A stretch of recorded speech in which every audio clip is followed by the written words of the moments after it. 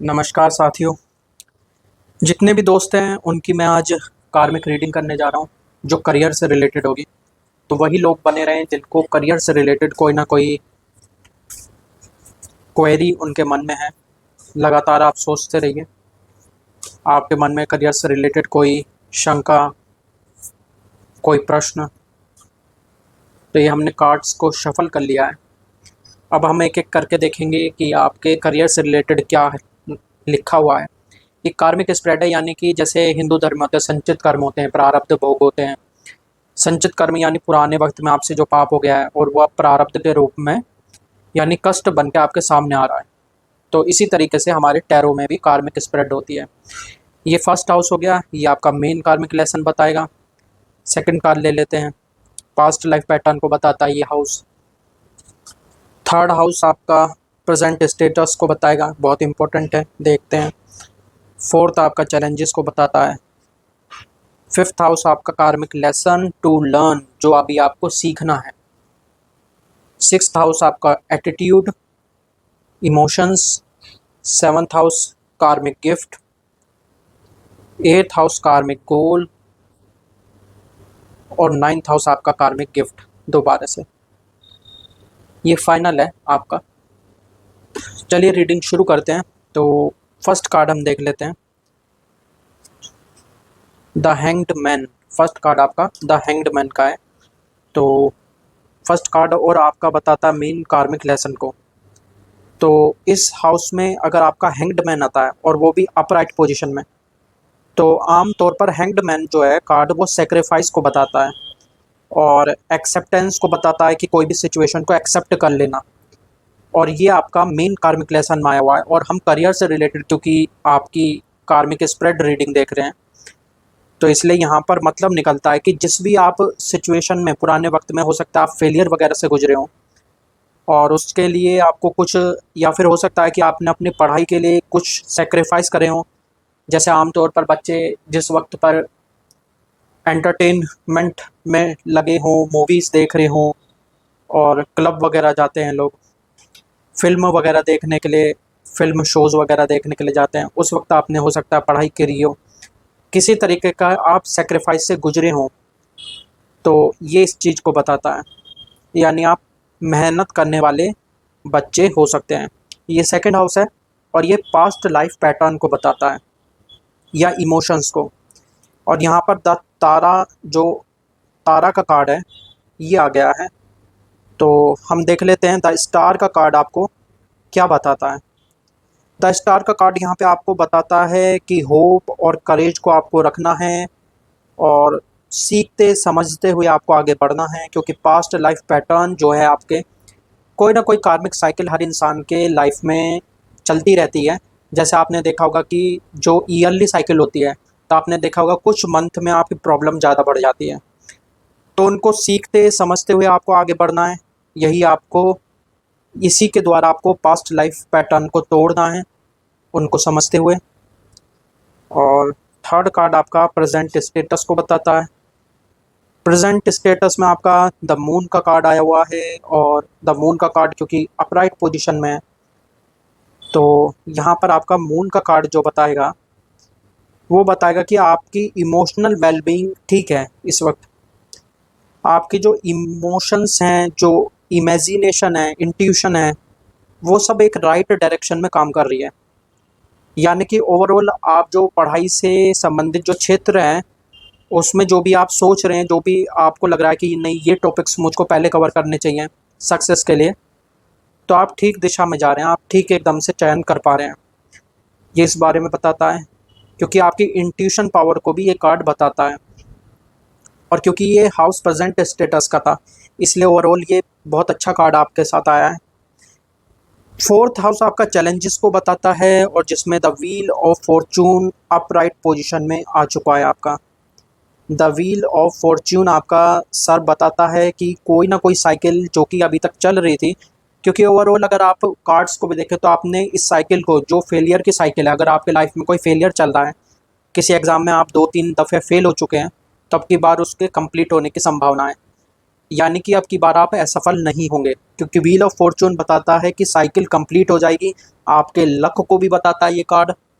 और ये जिस हाउस में आया है, फोर्थ हाउस में आया है, तो ये चैलेंजेस वाले हाउस में आया है, जो कि आपको फ्यूचर में देखने पड़ सकते हैं। ये जो हाउस है फोर्थ हाउस, ये बताता है जो चैलेंजेस आपको फ्यूचर में देखने पड़ते हैं, लेकिन उसमें व्हील ऑफ फॉर्चून आया है और क्योंकि अपराइट पोजीशन में आया है, तो वो ये बताता है कि उन सभी चैलेंजेस को आप क्लियर आउट करते हुए, यानी कि आपका एग्जाम निकल जाएगा, सीधी सी बात है, तो आपकी साइकिल जो है वो कंप्लीट हो जाएगी।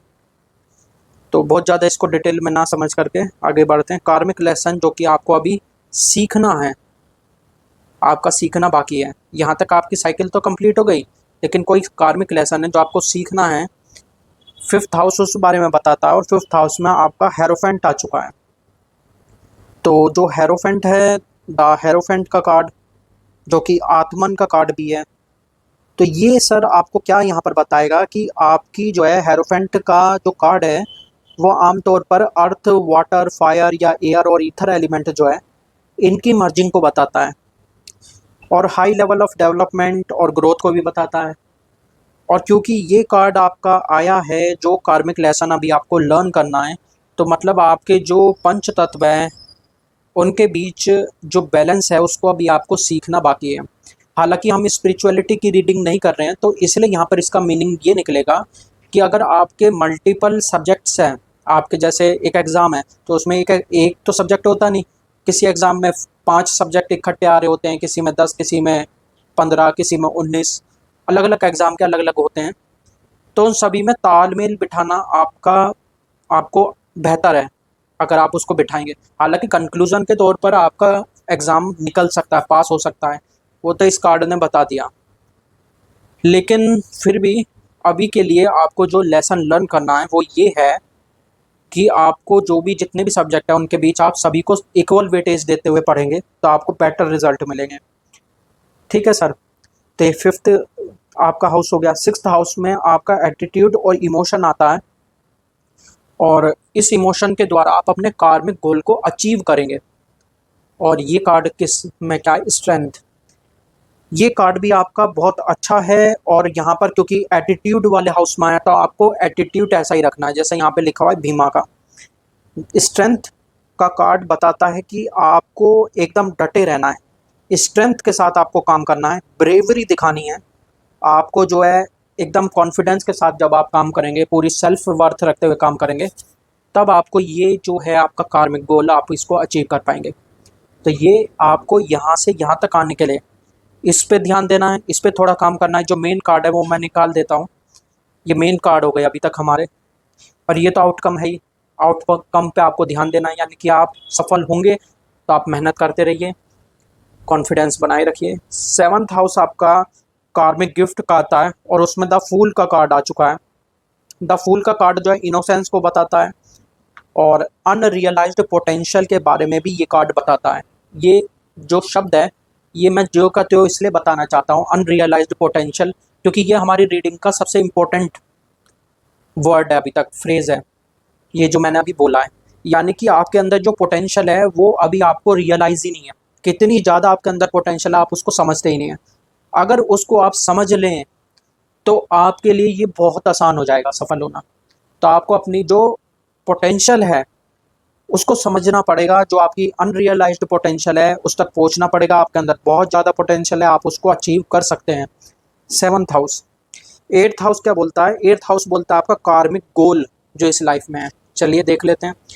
कार्मिक गोल जो ओवरऑल लाइफ का है, उसमें आपका चैरियोट का कार्ड आ गया है। तो यानी कि जीवन को, ये सिर्फ जो करियर है ये सिर्फ एक सक्सेस की बात नहीं है।